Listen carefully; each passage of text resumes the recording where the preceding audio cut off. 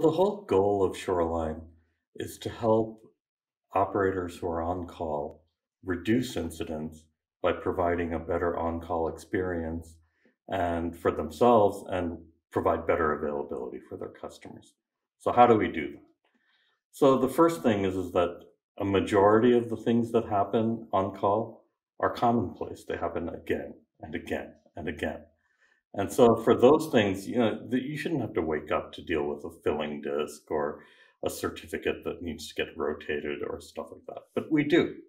And so instead, wouldn't it be great if you could take the recipe of what you'd be doing each time and quickly build an automation in a couple of hours so it'll just consistently run as software and it'll scale as there's fleet scales across the fleet. And you can do this beyond just repairs. You can do it for preventative maintenance, collecting data for incidents that, so that it can be provided to your engineering team for root cause analysis, lots of things.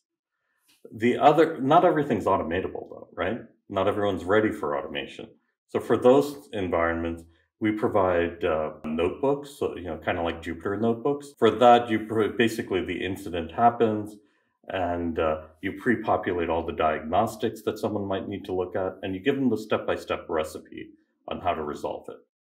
And that means that you can expand the number of people able to safely fix something without needing to, have escalations back to a central team that otherwise is effectively always on call, 24/7. And then, the third thing is new things arise, all the time. And so for that, it's a complex environment, it's a large environment, it's a complex because there are all sorts, there are multiple clouds, there are multiple services, and it's hard to figure out what's going on.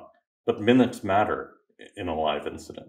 And so what we provide there is real-time data and parallel distributed execution. So you can debug your entire fleet as though it's an individual box and figure out the needle in the haystack issues that are going on.